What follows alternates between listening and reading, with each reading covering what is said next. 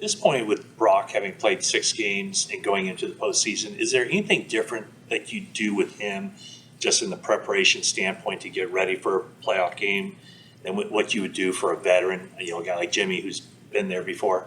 No, I mean, we do the same thing for the playoff game that we do for every other game. It's 7 days to prepare for a team, sometimes 6, and it's just one game. So, I mean, the rules change a little this year if you get to overtime, but besides that, there's absolutely nothing different. So, I compare it maybe to other sports where I think maybe a 7-game series and stuff could be a little bit different how you go about that, but it all comes down to one game, 3.5 hours, and each team has the same amount of time to prepare, and it's your same schedule, same routine.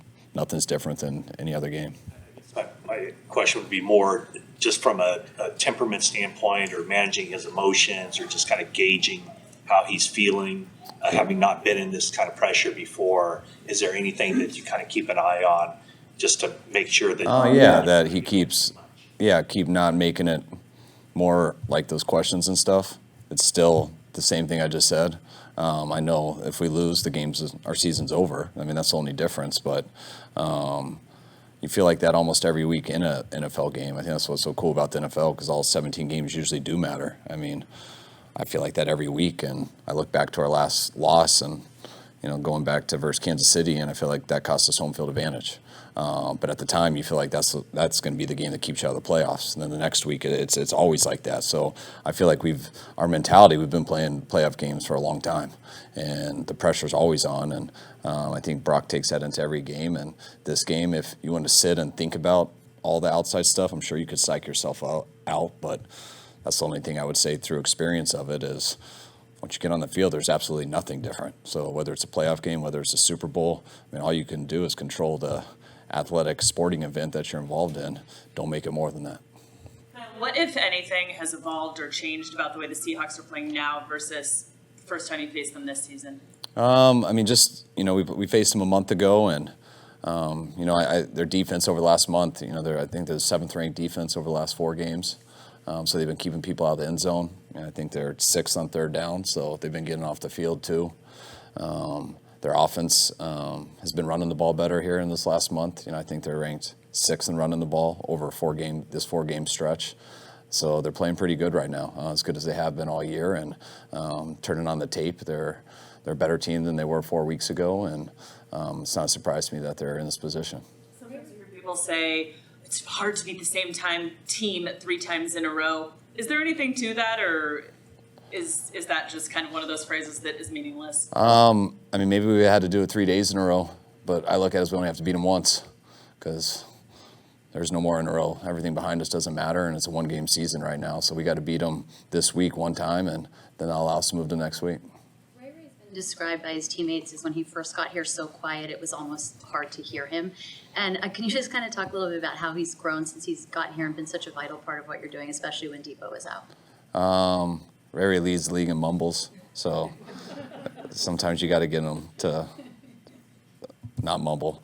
But no, Ray Ray's been great. He's been awesome for our team.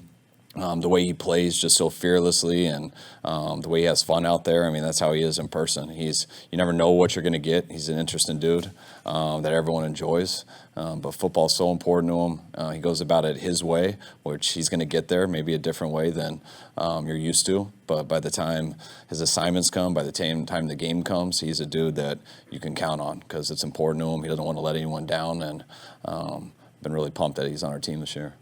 Examples of how he gets there a different way than what you're used to? I mean, he carries his own ball out there.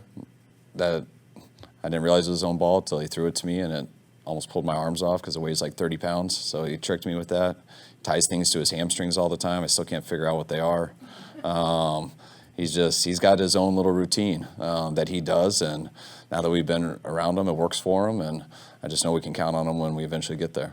The other night after the game, Bosa was saying that he pretty quickly turned the page to the playoffs. It's like getting a second wind, I guess, after a long season. Do you sense that in the team, that they quickly kind of turn the page, especially the guys that have been through it? Yeah, I do. I mean, this was the first time that I'd been in this position, and our team, I think most of the people. But just to clinch the division as early as we did was just knowing you're going to be in the playoffs was just different. your goal is always to get there, and then you deal with whatever. And once you do get there, you try to make it the best you can. But to know we won the division that long ago, it's been a challenge. And every week you got to get up because you're still you got a lot to play for, and we've been able to do that. Last week was the biggest challenge because we knew how important that game was to win. We were expecting Philly to win and stuff, but we knew if we lost that game, we were expecting Minnesota to win too. So we felt we had a lot to lose if we lost it. And also the risk of guys getting injured too, because guys want to get to the playoffs so bad and do their best there. But it's not like you're just guaranteed to get in there and have all these ops. You're guaranteed to have one op.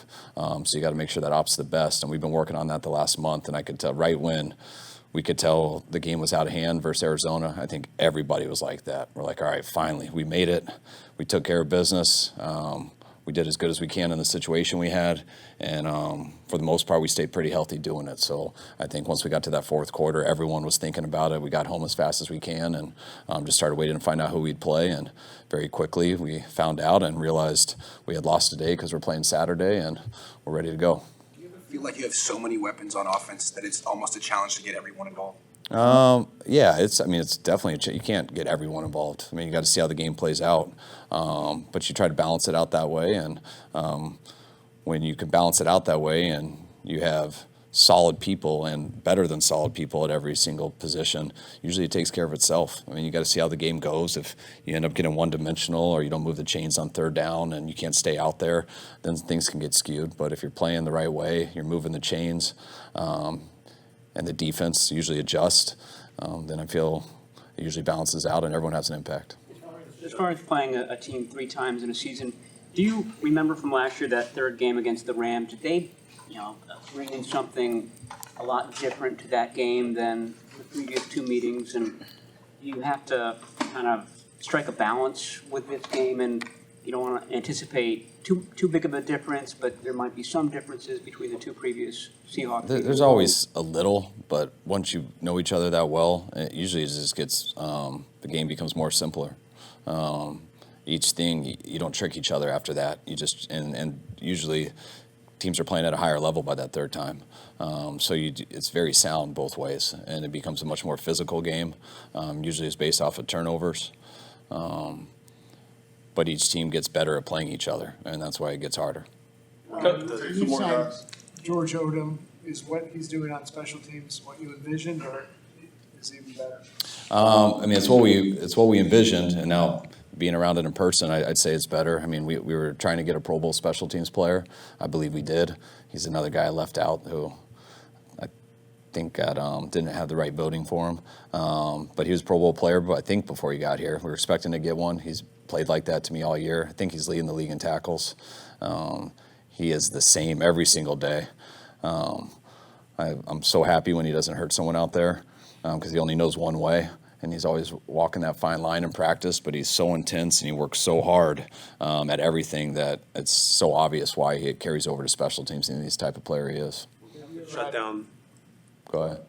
Have you ever had you or another coach had talk to him about his practice? Yeah. I talked to a lot of guys about that, but he's a repeat offender. Leah Davis from practice. If you don't activate him, is that window only 3 weeks long? Yes, yeah, he'll be shut down today. Dwight Clark made the catch. I'm wondering if there's a play that sticks out to you in your childhood.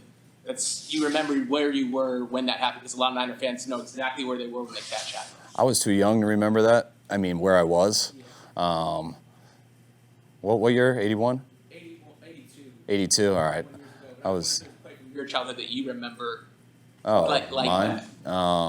I remember my mom giving me so much crap that I didn't remember that when we moved here in 6th grade. I was like, Mom, I was 2 years and 1 month. It's your guys' fault for not showing me. But no, the plays from my life I remember, I mean, Elway helicopter in the Super Bowl.